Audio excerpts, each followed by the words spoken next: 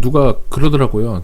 저를 뭐 걱정해 주는 건지, 아니면 저를 뭐 생각해서, 아니면 저를 뭐 비아냥거리는지는 모르겠지만, 야, 지금 금리가 지금 엄청나게 좀 가파르게 오르고 있는데, 버티겠냐? 왜냐면, 저 같은 경우는 다주택자는 주택수가 많이 있잖아요. 많이 있다 보니까, 이거에 대해서 뭐 전세라든지, 뭐 버틸 수 있냐? 라는 거에 대해서 좀 물어보고, 걱정을 좀 해주는데, 사실, 제가 속으로 생각하는 입장은 솔직히 이거 뭐 연예인 걱정하는 것도 아니고 왜 걱정을 하지?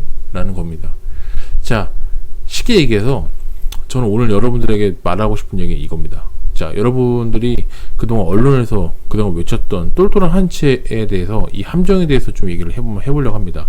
똘똘한 한 채가 어떻게 보면 하나의 전략인데, 이게 나쁘다는 얘기는 아니에요. 나쁘다는 얘기는 아닌데, 사람들이 잘못 생각하고 있다는 것에 대해서 좀 바로잡고 싶습니다. 똘똘한 한 채는 예를 들어서 정말 말 그대로 똘똘한 의미는 진짜 좋은 입지, 좋은 그걸 인프라를 갖고 있는, 여러분 예를 들면 강남에 어떤 한 아파트 뭐 그런 것들이라든지 그런 것들 얘기하는 건데, 자기가 이렇게 오해하는 경우가 있어요. 자기가 영끌을 해서 똘똘한 한 채를 샀어요. 근데 이게 똘똘한 한 채라고 착각을 하는 경우가 있어요. 물론 남들이 봤을 때 똘똘한 한 채라고 맞는 그거와, 자기가 영끌을 사가지고 누가 봐도 1급지, 2급지가 아닌 상급지에서 그냥 자기가 사는 하나 아파트인데, 아파트 한 채를 산 거에 대해서 그냥 똘똘한 한 채다.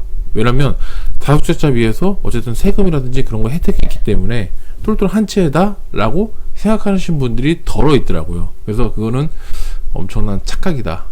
착각이다. 그 말씀을 먼저 드리고 싶습니다. 아무리 한 채를 샀다고 해도 똘똘한 한 채가 이게 말이 되는 겁니까?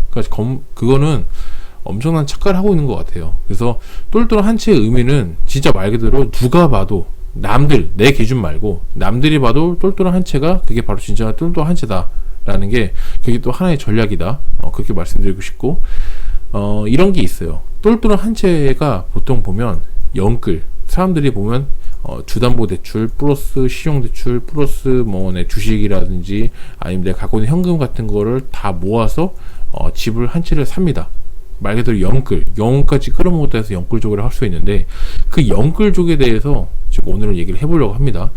이게 지금 보시면은 물가가 요즘 기름값부터 해서 엄청나게 오르고 있어요. 오르고 있고, 영끌족으로 치면은 봐보세요. 영끌족 버틸 수 있나?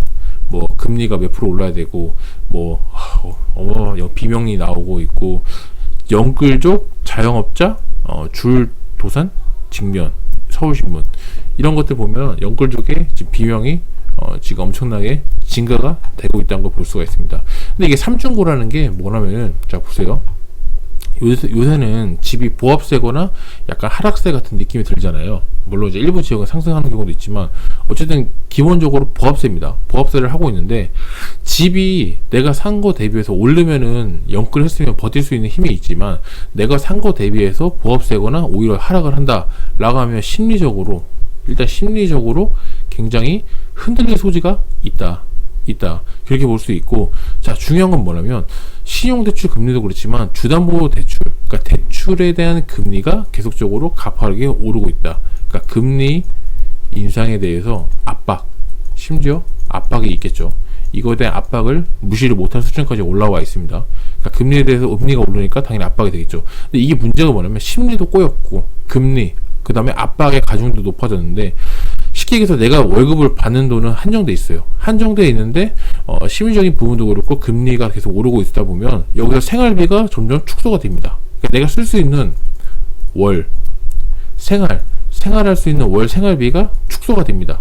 내가 금리 때문에 오히려 안 내던 거를 뭐 10만원 혹은 20만원을 더 낸다고 쳤는데, 우리가 돈을 한두 번 빌리는 게 아니잖아요. 몇 억씩 빌리다 보니까 그거에 대해서 한 10만원 20만원씩 줄어드는 거예요. 생활비가 줄어들면 어떻게 되겠죠? 더 우울해지는 거예요. 더 우울해지고 버틸 수 있냐 혹은 비명이 지른다 라는 게 바로 이러한 것들입니다. 그래서 이 삼중고에 대해서 과연 오히려 하락을 하게 되면 오히려 영끌족이 못 버티고 팔 수 있는 심리도 있다. 그러니까 이게 그런 얘기도 많이 하죠. 이게 실거주라서 버틸 수가 있다라고 하는데, 그거는 남들 이야기니까 그렇게 쉽게 얘기할 수 있는 거고요.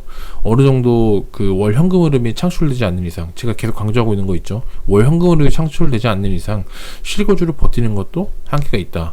그러면 반대로 얘기하면 똑똑한 다주택자에 대해서 얘기를 한번 해보고 싶어요.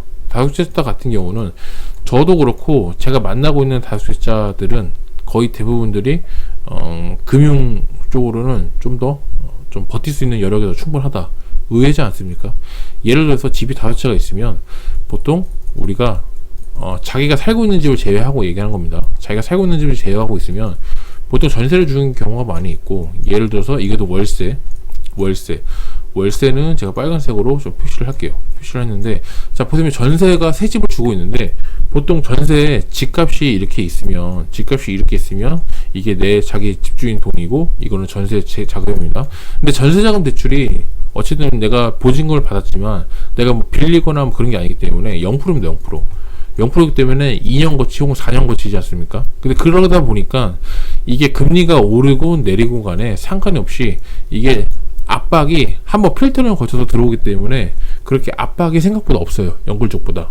무슨 말인지 아시겠죠?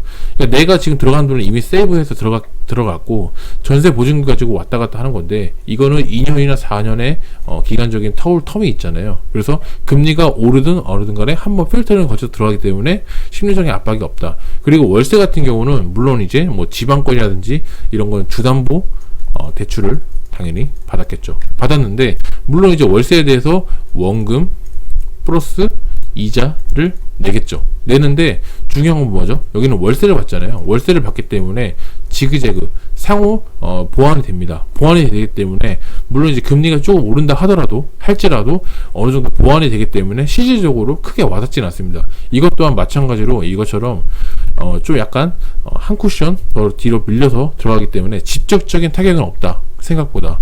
그렇기 때문에 다주택자 같은 경우는 생각보다 버틸 수 있는 여력이 충분히 있다라는 게 저의 이제 개인적인 의견입니다. 그리고 저 또한 마찬가지로 제가 집을 여러 채수를 보유함에도 불구하고 이렇게 금융이 그 대출이 오른다고 해도 생각보다 그렇게 타격을 받지 않는 이유 중 하나입니다. 그리고 그 플러스 알파로 해서 저는 월 현금 흐름을 집중적으로 늘리고 있는 것에 대해서 제가 계속적으로 공유를 하고 있고, 뭐 MX라든지 여러 가지 제가 지금 하고 있는 것들에 대해서 좀 공유를 드리고 있지 않습니까? 그래서 월 현금 흐름도 받쳐주고 있다고 하면 당연히 지금 이런 상황, 그러니까 스태그플레이션이라고 하죠. 저성장의 고물가 이런 특이한 상황에서도 버틸 수 있는 그런 여력이 된다라는 점을 좀 강조를 드리고 싶어요.